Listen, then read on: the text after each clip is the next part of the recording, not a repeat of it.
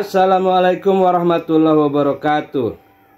Selamat pagi para netizen di mana saja Anda berada. Salam opini rakyat. Tembus 1.000 triliun.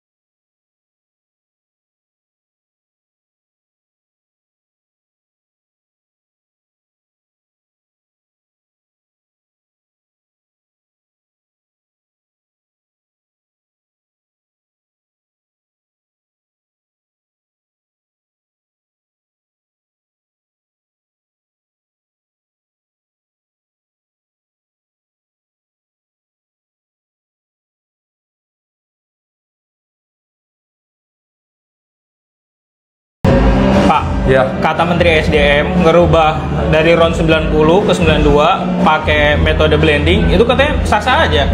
Masalahnya di mana, Pak? Oke, jadi gini ya, buat Pak Menteri Bahlil yang terhormat nih, kita akan sharing-sharing aja nih. Memang benar, secara jangka pendek, dari 90 ke 92 itu kan dikasih aditif. Iya. Memang dampaknya nggak akan terlalu berasa gitu. 90-92 sama-sama pembakarannya di RON yang lebih tinggi. Buat mesin oke, tapi kan kita lagi ngomong tentang jangka panjang. Kejadian ini sebenarnya udah 5 tahun. Pertamina itu import bahan bakar yang udah jadi, lalu dioplos dinaikin. Korupsinya ini kan karena dia di 92, dia beli 90 tapi laporannya 92, itu udah korupsi kan. Nah sekarang problemnya, memang benar secara jangka pendek itu nggak kelihatan, tapi jangka panjang semua itu kuncinya di aditif. Aditif itu ada dua, ada yang berbahan logam, ada yang etanol. Oke. Dua-dua ini ada dampaknya, bro. Apa bedanya kalau dia beli yang 90 sama 92 yang original di bensin murni, yang 92 di dalamnya itu sudah ada stabilator. Jadi stabilisasi daripada bahan bakarnya itu sudah terukur, kemudian hidrokarbonnya itu sudah disetting. Kalau misalnya lu pakai 90, lu upgrade ke 92, hidrokarbonnya itu tetap di 90. Nah, dampaknya apa? Ini yang bermasalah. Banyak orang nggak tahu. Jadi mudah-mudahan masyarakatnya jangan dibohongin lagi, karena duitnya udah diambil, lu bohongin lagi. Makanya ini gua edukasi.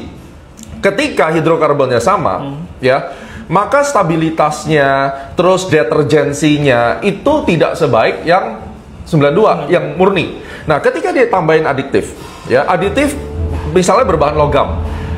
Kalau menggunakan aditif logam, tentunya mereka akan kasih dalam jumlah ppm yang sangat sedikit. Cuma problemnya, kalau dikasih logam secara jangka panjang, ada deposit logam yang akan bikin mesin itu aus. Dan itu nempel di silinder. Nah, bagaimana dengan kalau dia taruh aditif yang berbahan etanol? Dampaknya adalah si etanol ini akan membuat oksidasi daripada bahan bakar. Jadi bahan bakarnya ini akan lebih cepat busuk. Apalagi kalau penyimpanannya nggak benar. Nggak bisa disimpan di storage dalam jangka panjang. Nah, masalahnya kan masyarakat nggak tahu aditif apa yang digunakan dan berapa porsinya. Kenapa nggak dari awal memang lu import yang 92 dan lu distribusi 92 aja? Kenapa lu harus import yang 90 untuk katanya ngirit, lalu lu kasih aditif, yang mana aditifnya juga tidak ada yang mengontrol? Kalau yang dikasih logam, mesin-mesin akan cepat aus. Kalau yang dikasih adalah etanol, nih masalahnya nih, etanol itu kan alkohol. Kalau di aviation itu nggak boleh sama sekali ada kandungan etanolnya. Nah, kalau yang buat mobil mungkin masih ada toleransi sekian persen. Dampaknya bahan bakarnya lebih cepat busuk. Terus kemudian deposit karbonnya kemungkinan besar akan lebih banyak. Nah, sebenarnya memberikan aditif itu buat apa sih? Itu untuk menghindari detonation.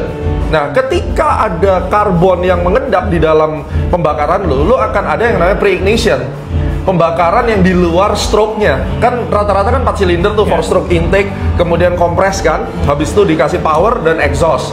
Nah, kalau sampai dia detonation, itu knocking, itu dia bisa meledak karena nggak sama, jadi itu merusak silinder. Sedangkan kalau deposit karbon yang banyak ini, itu akan menjadi panas, terus kemudian dampaknya adalah dia akan di power atau terjadi pembakaran sebelum waktunya. Jadi ketika dia lagi kompres langsung terbakar, itu mesin bisa hancur. Jadi dampaknya buat lu, mobil lu akan lebih rawan turun mesin lebih cepat. Ya itu kan biayanya luar biasa. Kita bicara tentang engine jangka panjang, bukan untuk jangka pendek aja. Nah ini mohon maaf nih Pak Bahlil, pada saat Anda menyampaikan seperti itu menurut saya membodohi masyarakat. Seakan-akan tidak apa-apa, tapi jangka panjang itu nggak bener gitu. Dan juga jangan lupa deposit karbon ini berbahaya sekali. Karena juga Anda pelajarin deh, etanol itu bisa membuat apa ya istilahnya itu kandungan air ya itu lebih banyak gitu. Nah ini yang berbahaya sekali. Jadi banyak sebenarnya alasannya kenapa 90 ke 92 kalau dikasih aditif itu tidak baik untuk jangka panjang tuh banyak. Nah ini secara singkatnya aja. Jadi udah paham ya? Paham konsepnya. Oke, jadi buat masyarakat hati-hati, jangan berpikir bahwa karena aditif itu sama aja naikin, tapi ngebus seperti itu tidak baik secara jangka panjang. Semoga bisa menjadi edukasi buat semuanya. Pertamina meneh, BUMN meneh, saiki eneng wingi gas iki durung rampung, saiki malah Pertamax dioplos selama 5 tahun 2018 sampai dengan 2023. Kuwi Pertamax dihapusi tuan, dikorupsi saka BUMN 2018-2023. Kuwi presidennya sopo, menterine sopo, selalu rakyat sing dadi korban lho. Yo ngene iki ngono isik do dialem-alem lho. Aneh meneh iki malah Pertamina ngomong, pertama yang dijual itu normal, tidak ada masalah. Ndasmu. Terus tok dolane ndi kuwi sing tak oplos kuwi? Tok dolane ndi? Padake rakyat iki saiki goblok ngono apa? Tok goblok-gobloke ya rakyat. Tok dolane ndi coba sing tak oplos kuwi? Wingi gas iki durung rampung. Saiki malah Pertamax tak oplos. BUMN meneh, bal-balan kono diurusi, bal-balan kono. Assalamualaikum baraya, meneh hasahayang miluan komentar itu korupsi Pertamina nu ngarugikeun negara nu gedena teh 183,7 triliun. Terus angkana teh aya tujuhan. Nya, jadi eta teh Direktur Utama Pertamina melakukan pengadaan Pertamax teh RON 82, mun Pertalite RON 80. Dikondisikan seolah-olah di dalam negeri itu tidak bisa memenuhi bahan bakar tersebut sehingga diperlukanlah impor, padahal bahan bakar di orang teh kelaka diekspor. Gusti kalakuan eta beurit wero nya tanggeus kitu pemenang tender di kolingan dinaikkeun hargana di markup sehingga pemerintah teh harus menanggung sekitar 13-15% dimahalkeun nya. Meskitu masyarakatnya ditipu jika orang ketipu aslina dasarila itu make Pertamax lain lege kan memang cenah kualitasnya halus orang kan mesin yang awet halus. Terus dua embung antrinya ada waktu nu katilu berusaha menjadi warga negara yang baik, jadi tidak menggunakan bahan bakar yang bersubsidi supaya tepat sasaran teu nyaho katipu aing. Nya jelema mah kitu, padahal mereka teh direktur teh gajihna gede atuh. Ya, dina agama ge mun makan teh berhenti sebelum kenyang. Ya, ieu mah jigana teh ecan utah mah. Amun yang duit mah jigana babanda we, babanda. Eureunna teh lamun geus modar nya, heeh. Kitu boga kaeran empo beungeut-beungeutna masih ka jelema soleh nya, tapi meureun ku sarakah teh ya jelema mah. Cukup dijadikan pengalaman lah nya orang kabeh. Ulah nepi ka jadi jelema nu sarakah semangat teuing muncrat. Nah terus orang mah geus we ayeuna mah kudu diikhlaskeun nya baraya, geus we anggap mun jelema mah modal kitu nya, geus we goodbye, geus kana septic tank malah geus ulah nepi ka diinget-inget ngan meureun meunang lah ngadoa ka Allah mah, ya Allah mudah-mudahan Engkau tunjukkan keadilan, Engkau ganti rezeki yang tertipu kemarin gitunya. Berenlah sok we redaksi mah kumaha ibu bapak ngadoa mah bebas ka Allah mah nya, da dunia jeung eusina ge meunang dipenta ku urang. Nah terus kadewe kolingan tah malaikat atid pangnyatetkeun kelakuan eta 7 jelema teh ngarugikeun rakyat, hirup keur susah kieu neangan duit hese masih keneh nipu. Ya Allah, inget tuh editan sil baheula koruptor 1,5 triliun dihukum 20 tahun penjara nya, di Cipinang karegenan sabaralila geus kabur.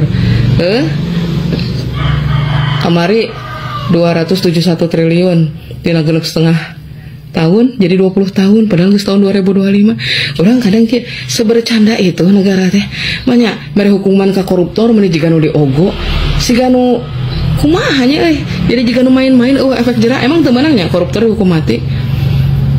Aing mah geus lah. Jaksa Agung RI Burhanuddin menegaskan mega korupsi BBM Pertamina dilakukan sejak 2018 hingga 2023. Tak tanggung-tanggung dugaan mega korupsi pengoplosan BBM jenis Pertamax ini telah merugikan negara hingga 950 triliun dalam 5 tahun. 190 triliun itu 1 tahun itu aja. Jadi nanti pelaksananya ini nanti 5 tahun. Jadi mulai tahun 2018 sampai 2023. 5 tahun, silahkan aja hitungnya berapa. Ada penambahan tersangka ataupun pemeriksaan? Baru 7, insya Allah nanti ke depan. Ya mereka mencari keuntungan di situ yang nggak halal. Ya negara yang sehingga harga minyak kan jadi tinggi. Demikian saudara, apa pendapat Anda silahkan ditulis di kolom komentar. Terima kasih telah menyaksikan video ini sampai selesai. Salam hormat. Wassalamualaikum warahmatullahi wabarakatuh.